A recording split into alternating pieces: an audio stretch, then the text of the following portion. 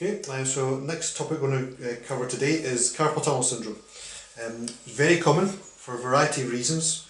Most common in pregnant women and in the over 50s, funnily enough. There's a few reasons for that, but I'll explain about what exactly the carpal tunnel is, because many people don't know.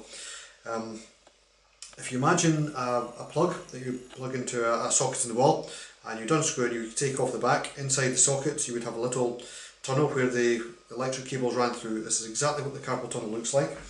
The tendons and the nerves and the blood vessels all coming down the front of the forearm, narrow into a very small channel between the two bones of the forearm, the radius and the ulna. There's a small gap in here and everything gets crammed in. Now you can imagine, as you're using your arm, if there wasn't something securing these vessels and tendons and nerves in place, everything would just pop out. So there's a band of tissue which runs across the wrist and keeps everything in, and this forms the carpal tunnel. Now, as you can imagine, because everything's held down here, there's going to be a little bit of friction as you're moving your arm and the blood's flowing through, which can build up quite a bit of tension. And again, in relation to tennis elbow, one of the main causes of that condition was repetitive strain, and this is highly linked into carpal tunnel also. So if you use your wrist or arm within a very specific angle over and over and over again, you can build up a little bit of swelling in the tendons, and this can create pressure in this area here, which is called a carpal tunnel, and this pressure then starts to set up a loop of tension, and the tension gets bigger and everything gets tighter and it gets more swollen, and every time you move your wrist or hand it creates pain, and the pain creates tension, and you're stuck in a vicious cycle of pain and chronic inflammation.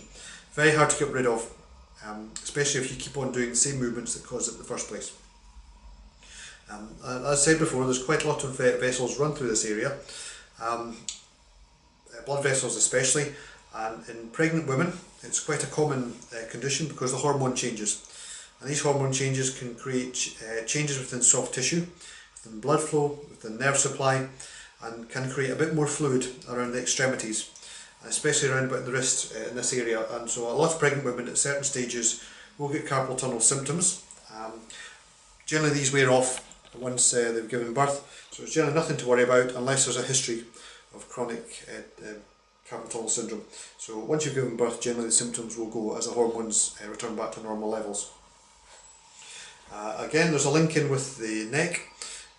Nerves being pinched in the neck can create referred symptoms anywhere down the arm, and these can range from very sharp shooting pain, burning, tingling, stinging.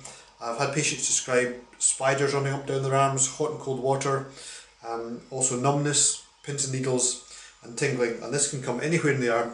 One of the common places is round about the wrist and into the hand, and linked into carpal tunnel are changes in the sensation in the hand as well. So you have a feeling of swelling, you can have numbness in certain areas of the hand, loss of sensation, a loss of muscle power, numbness and tingling. All or any of these symptoms can occur.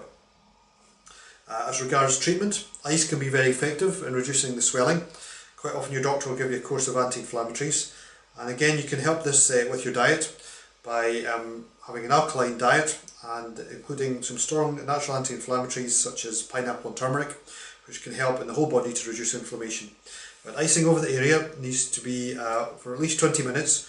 You can wrap any ice in a damp towel, and that prevents burning of the skin, but it's also going to transfer the cold straight into the tissues.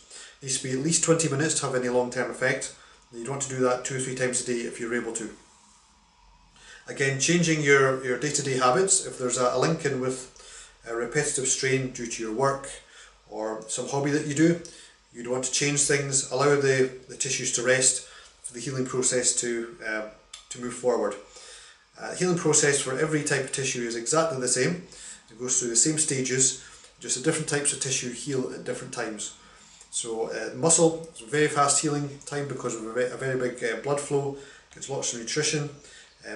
Soft tissue such as ligament, cartilage and tendon, slightly less because of less blood flow, and nerves the longest of all.